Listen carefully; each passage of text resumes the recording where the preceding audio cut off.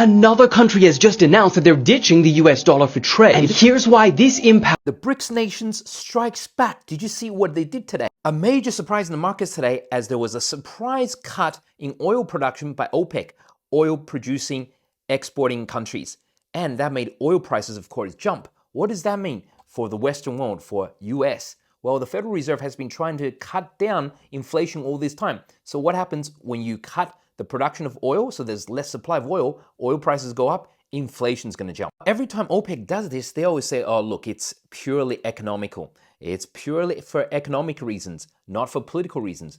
But is this to do with anything political? So who controls OPEC? First of all, who are the top oil exporting nations of this world? It's Russia and Saudi Arabia, right? We all know this. Well, if this was done for revenge reasons, then obviously Russia has a pretty good reason to do so because there's been so many sanctions against them.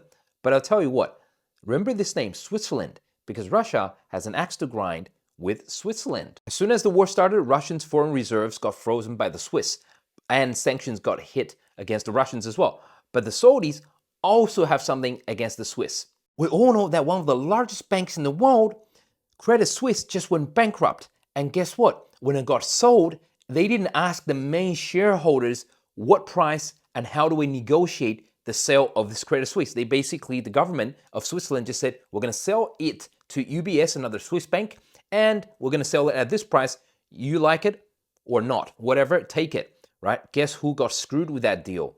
Middle Eastern banks owned a fifth of Credit Suisse. Which Middle Eastern countries? Aha, so now we find out the largest stockholder of Credit Suisse was actually the Saudi or Saudi Arabia National Bank. They lost easily over $1 billion on that investment. What's unusual about it is that this is not normal at all. Usually, you ask the largest shareholders of the bank, of the company, who do they want to sell it to and at what price do they want to sell it to? No such thing this time. Basically, Credit Suisse the Swiss government did not ask, and they sold Credit Suisse to another Swiss bank, UBS, at a ridiculously cheap price compared to where the stock price was for Credit Suisse. So of course, today we saw this complete shock to the world where the two largest, Saudi Arabia and Russia, oil exporting nations in the world, let the rest, such as Kuwait, Iran, Iraq, Nigeria, the rest of them, and suddenly said, we're not going to keep up the supply of oil. In fact, we're going to cut it by about 10%.